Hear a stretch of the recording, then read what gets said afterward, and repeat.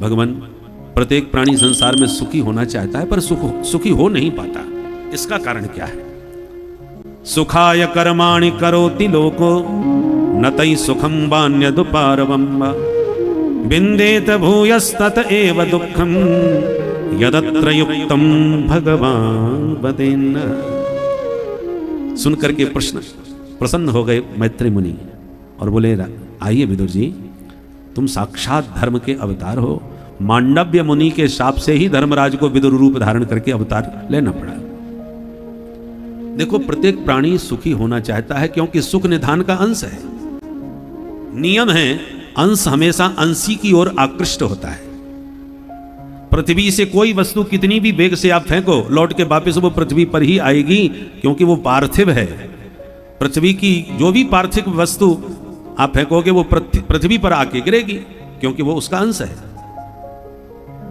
पानी कहीं भी गिरे वो सिमट सिमट के अंत में सरिता में आएगा, सरिता सिमट सिमट के सागर में जाएगी, क्योंकि मूल उसका आधार सागर है। सागर से ही मेघमंडल पानी भर के लाते हैं, इधर उधर बरसाते हैं, बाद में वो सब बरसा हुआ पानी सिमट करके सागर की ओर भागता है, क्योंकि सागर अंशी है, जल उसी का अंश है। अग्नि को कहीं भी प्रज्वलित करो, उसकी लौ ऊपर की होगी, क्योंकि ऊपर बैठा भगवान सूर्य अग्नि रूप है, इसलिए अग्नि की लौ हमेशा ऊपर की तरफ होती है। ठीक इसी प्रकार से ईश्वर अंश जीव अविनाशी चेतन अमल सहज सुख राशि। ईश्वर जो सच्चिदानंद स्वरूप हैं, आनंद रूप हैं, उस आनंद रूप सिंधु के हम हैं एक बिंदु। आनंद सिंधु के जब बिंदु हैं, आनंद हमारा स्वरूप है, तो आनंद को पाने की ललक होना स्वाभाविक है, क्योंकि आनंद सिंधु हमारे अंशी हैं, हम उसी के अंश हैं। जो आनंद सिंधु सुख राशि सी करते त्रैलोक सुपासी। सो सुख धाम राम असनामा अखिल लोकदायक विश्राम। इसलिए प्रत्येक जीवात्मा को पूर्ण विश्राम प्रभु को पाकर के ही प्राप्त होगा। अपने अंशी से मिले बिना यह अंश कभी शांत और सुखमय नहीं हो सकता। बोलो राधे राधे। माता जानकी जी शांति स्वरूपा है, शांति सीता समानीता, और राम जी आनंद सिंधु हैं। हर व्यक्ति को शांति चाहिए, आनंद चाहिए। अब भले ही आप सीताराम जी को न मानते हो, परंतु यदि आप आनंद पाना चाहते हैं और जीवन में शांति चाहते हैं, तो परोक्ष रूप से ही चाहिए सही आप सीताराम जी को ही चाहते हैं, क्योंकि जानकी जी शांति स्वरूपा है। ऐसा कौन है जो शांति न चाहता हो? राम जी आनंद सिंधु हैं, तो ऐसा कौन है जो आनंद जीवन में न चाहता हो? और दूसरी बात, सारा संसार द्वंद्वमय है। कोई ना कोई विपक्ष में बैठा है, सुख के विपक्ष में दुख बैठा है? दिन है तो रात है, लाभ है तो हानि है, द्वंद्वमय है संसार। आनंद का कोई द्वंद्व नहीं है। सुख के विरोध में तो दुख खड़ा है, पर आनंद का विरोधी क्या होगा? आनंद का उल्टा कोई करे तो क्या होगा? कुछ नहीं। आनंद आनंद ही है, उसका कोई विरोधी नहीं। हर व्यक्ति को आनंद चाहिए, शांति चाहिए। अच्छा, वानरों को आनंद रूप राम जी मिल गए, परंतु राम जी ने कहा शांति रूपी जानकी जी का पता लगा के आओ। जीवन में पूर्णता तभी आएगी जब आनंद और सुख और शांति दोनों मिले। यार, सुख रूप राम जी भी हैं, सो सुख धाम राम है, सुख धाम राम है, तो सुख और शांति सब चाहिए भाई। तो सुख मिल गया तो शांति भी मिलनी चाहिए, शांति मिल गई तो सुख भी मिलना चाहिए। हनुमान जी को राम जी मिल गए तो जानकी जी को खोजने गए, उधर मिल गए विभीषण जी। विभीषण जी कहते हैं जानकी जी हमको मिली हुई हैं, हम देखते हैं, पर राम जी नहीं मिले हमको। तो एक काम करो, दोनों समझौता कर लेते हैं, दोनों भैया। क्या बोले? जानकी जी तक हम तुम्हें पहुंचाएंगे, राम जी तक तुम हमें पहुंचा देना, तो दोनों परिपूर्ण हो जाएंगे। हनुमान जी राम जी से मिल करके जानकी जी को पाने आए हैं, और विभीषण जी जानकी जी को पाए हुए हैं पर राम जी को पाना चाहते हैं। तो हनुमान जी जब लंका में आए तो सकल जुगत विभीषण सकल बताई। जानकी जी तक तुम कैसे पहुंचोगे, वो सारी युक्ति विभीषण जी ने बताई हनुमान जी को। और जब विभीषण जी राम जी की शरण में गए तो हनुमान जी ने सिफारिश लगाई, तब पूर्णता जीवन में आई। हम भी सब वानरों की तरह इस संसार की भवाटिवी के जंगल में भटकते फिर रहे हैं शांति की खोज में, पर शांति मिल नहीं रही। हर व्यक्ति अशांत है, क्रांत है, और भवाटिवी, भव माने संसार, अटवी माने जंगल। ये संसार बड़ा घनघोर जंगल है। बानरों ने भी जंगलों में ही खोज कराई, जानकी जी की खोज कर रहे हैं पर मिल नहीं रहे। भूख प्यास से छटपटाने लगे बंदर। हम भी संसार के जंगल में भटक रहे हैं शांति की खोज में। हर व्यक्ति को शांति चाहिए, परंतु सब भूखे हैं। कोई रुपयों का भूखा है, कोई पद का भूखा है, कोई प्रतिष्ठा सम्मान का भूखा है। सबको किसी न किसी की भूख लगी है और उस क्षुधा को मिटाने में ही भागते फिर रहे हैं। शांति किसी को नहीं मिल रही। हनुमान जी साथ में थे तो वानरों से कहा कि चलो हम तुम्हारी भूख मिटाएंगे। कहाँ चले? बोले उस गुफा के द्वार में चलो, जिसमें पक्षी जा रहे हैं आ रहे हैं, वहीं पर हमारी भी भूख मिटेगी। तो जैसी गुफा के द्वार तक हनुमान जी ने पहुंचाया तो बानरों से कहा जाओ घुसो भीतर। बंदर बोले हम नहीं घुसेंगे, अंधेरा ही अंधेरा दिख रहा है इस गुफा में, हमको तो बड़ा डर लग रहा है भाई। हनुमान जी बोले अच्छा तो तुम हटो, मैं घुसता हूं, तुम मेरे पीछे पीछे आओ। तो सब पीछे पीछे घुस गए और जैसे ही प्रवेश किया तो दिव्य प्रकाश, अंधकार तो पहले मिला, उसके बाद जो प्रकाश मिला वो प्रकाश कोई और नहीं, उसका नाम था स्वयं प्रभा। वो प्रकाश अपना ही था, स्वयं का प्रभा, स्वयं का प्रकाश था। तो ये गुफा क्या है? अंतर्मुख की गुफा। हर व्यक्ति भूखा है, प्यासा है, शांति को चाहता है, खोज रहा है, मिल नहीं रही। संत सदगुरु कौन है? हनुमंत लाल जी। किसी सदगुरु की शरणागति ग्रहण करो, वो तुम्हें शांति का मार्ग बताएगा, दिशा दिखाएगा। जय जय जय हनुमान गोसाई, कृपा करहो गुरुदेव की नाई। ये सदगुरु हैं। हनुमान जी ने कहा हमारे पीछे आओ।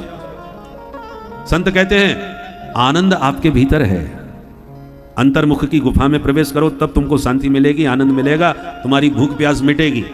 पर भीतर कोई घुसना नहीं चाहता।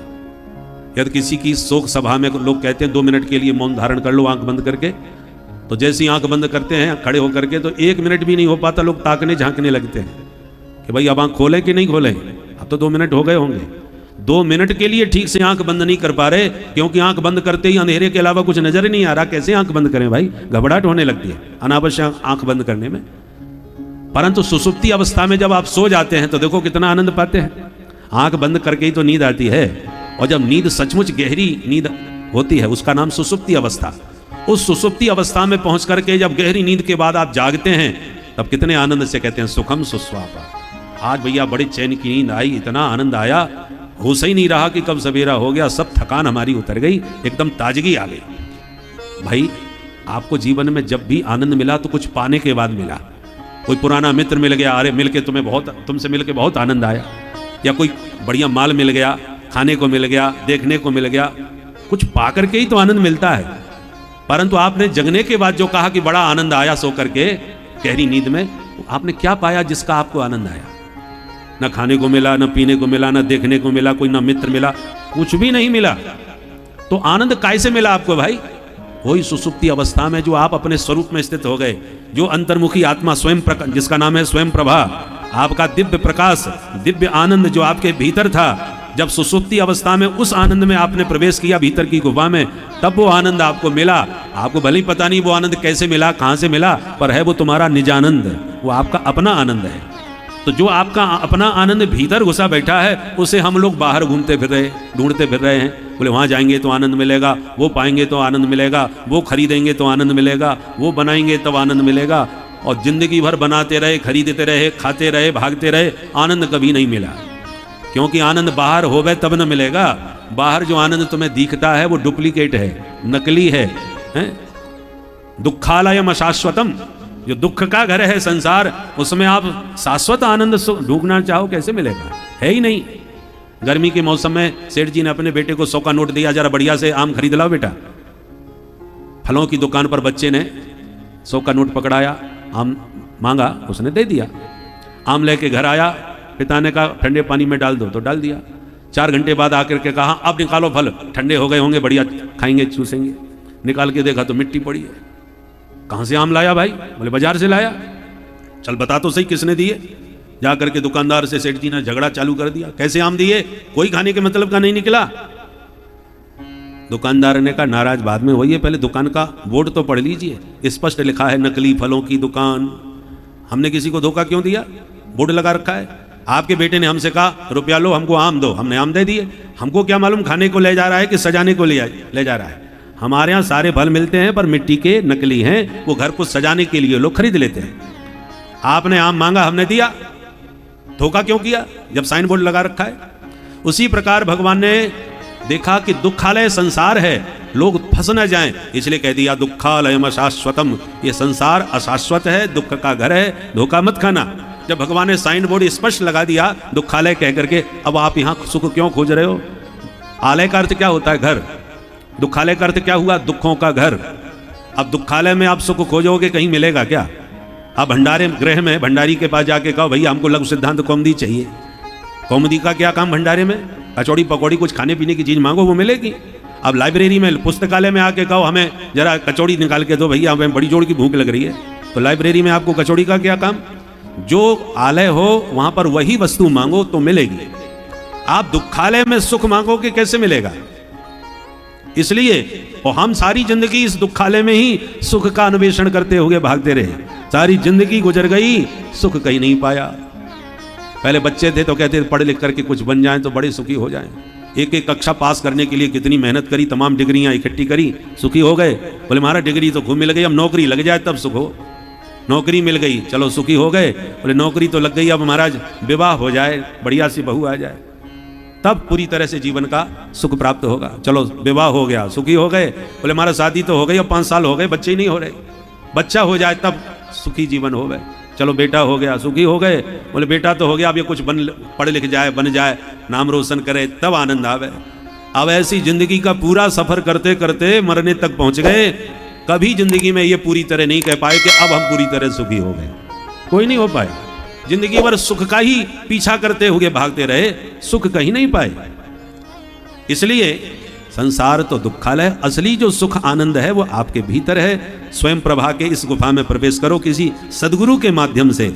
तद विज्ञानार्थम गुरुमेवाभिगच्छेत् समित पाणिम श्रोत्रिय ब्रह्मनिष्ठम, किसी श्रोत्रिय ब्रह्मनिष्ठ सदगुरु के चरणाश्रित होकर के जब अंतर गुफा में प्रवेश करेंगे, तब उस सच्चिदानंद का दिव्य प्रकाश, दिव्य स्वरूप समझ में आएगा। भूख प्यास भी मिट गई बानरों की गुफा में जाकर के, और स्वयं प्रभा ने जानकी जी को पाने का मार्ग भी दिखा दिया, सीधे समुद्र तट पर पहुंचा दिया, सारा मार्ग प्रशस्त कर दिया, जो सदगुरु के माध्यम से प्राप्त होता है। श्री सदगुरुदेव भगवान की जय।